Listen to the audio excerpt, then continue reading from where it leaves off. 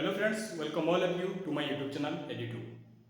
तो फ्रेंड्स, कथारे अच्छी अति गर्व करने कथा नुह बा कौन सी जिनस अधिका ओवर कॉन्फिडेंस बा अधिक आत्मविश्वास भरा हेबा कथा नुह।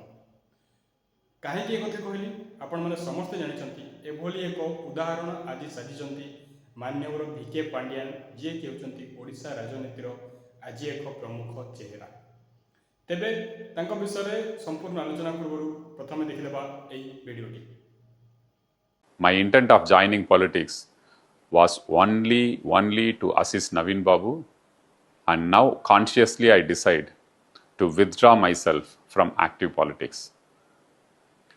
I am sorry if I have hurt anyone in this journey.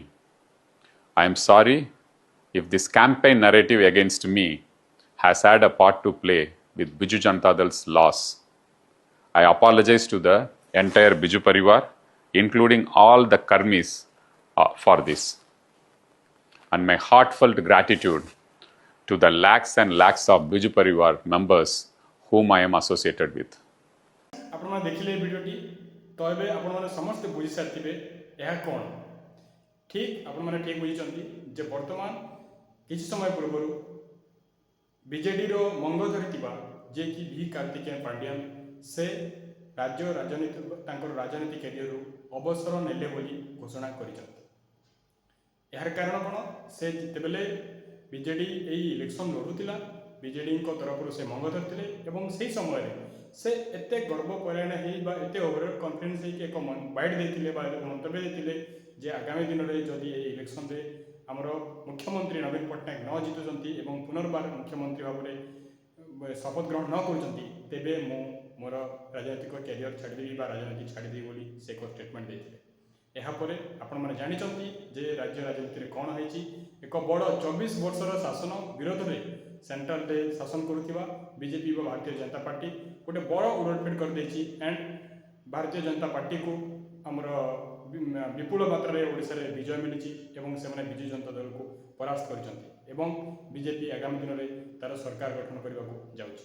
एभली स्थले ओडिशार अनेक राजनीति विशेषज्ञ बा जनता समस्ते दायी करछंती केवल गोटे पर्सन को सी होचंती भिके पांड्यान। समस्त मुखर गोटे चर्चा जे भिके पांड्यान बीजेडी मंग धरिले बोली ओडिशार अस्मिता को प्रश्न उठिला एवं ओडिशा बाहर लोक ओडिशा रे काहेकि राजनीति करेंगे बा ओडिशार मंग कहीं धरवे बा ओडिशार राज्यभार कहीं संभालिबे से जिनिस को लेकिन जनता देखई देइछंती एवं तांकर भोट साहाय्य से माने आज बीजेडी दल को परास्त कर देइछंती। यार फलस्वरूप आज भिके पांड्यान यही मंतव्य देइछंती। तेबे पॉलिटिक्स रे किछि भी होय देखा बाकी रहा जे यह भी एक मनगढ़ा कहानी। भिके पांड्यान आज गोटे स्टेटमेंट देइछंती काली एमती न हो जे बीजेडी तरफ आउ किछि रिक्वेस्ट बा किछि बहाना रे से आउ थरे पुणी थरे बीजेडी रे जोग दियंतु बा एमती न हो से बीजेडी रे अंतरीण रही बा भितर रही पुणी थरे बीजेडी रो समस्त कार्य को तांको हाथ को नियंतु। किंतु जहाँ लगुच बीजेडी रे थिबा अनेक नेता मध्य एही सब जिनिस को सही पार नांती एवं सेमाने मध्य भिके पांड्यान को साइडलाइन करने को चेष्टा करछंती जहाँफल आज ये स्टेटमेंट होती। तेबे आगामी दिन देखा बाकी रहा जे आम राज्यर राजनीति कौ मोड़ को जाऊँगी। धन्यवाद।